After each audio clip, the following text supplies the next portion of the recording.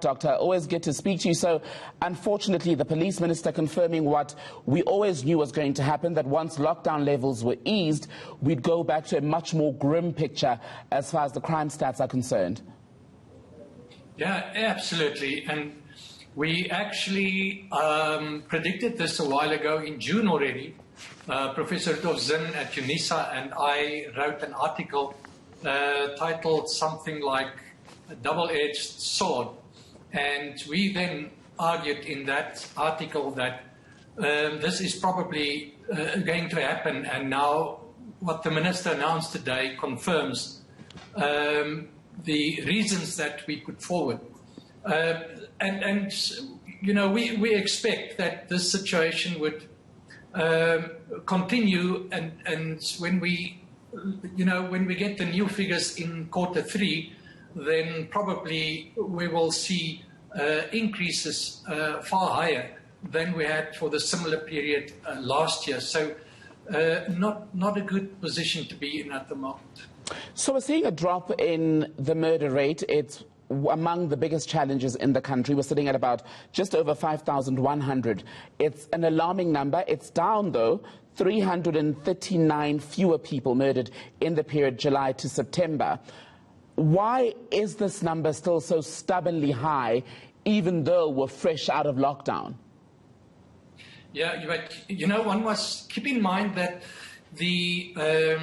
that August and July still fell in some of the more severe levels of lockdown levels 3 and 2, and that certainly still had an inhibiting impact on most of our violent crimes and certainly murder as well. But if you look at the 3 months and you look at the average decrease of 6.2%, and then you take September when we were already in lockdown 1. In other words, most of the restrictions of the higher levels were lifted. You can clearly see the increase there. So where we had a 6.2 overall downward trend, we had a 9.6% increase in September this year compared to September last year. And this trend we see in most of our serious and violent crimes. Let me ask you then, on serious and violent crimes, sexual offences, another big problem for South Africa. Those were down in the same period 16%. 8,992 cases overall reported between July and September. Is the answer in better policing or better policy? Yeah, I think it's a combination of all of these things. You see, I think there are some things the police can do much better. We know, for example, that even with murder, we know that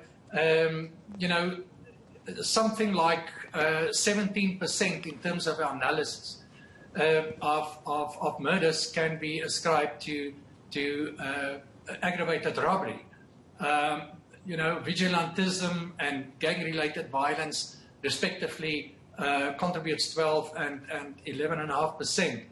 But most of the causes of murder, almost 40%, 39% in fact, are due to interpersonal conflict. That has to do with arguments between people,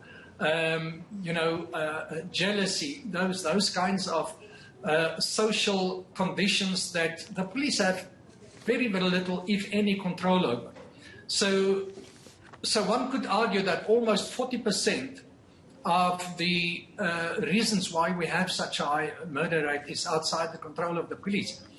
So, the police could improve the way they police, the places that they police, by doing a proper analysis of where these crimes are concentrated, on which days, which hours, and who commits these crimes, and improve their policing and their methodology in those areas. That's a debate all on its own. So there are things the police can do, but we cannot expect the police alone to be responsible for huge reductions in our violent crimes, such as murder. So you need to have an integrated approach where all government departments contribute towards addressing these conditions, the social and the economic conditions. We argued, for example, in the article I mentioned, that the high levels of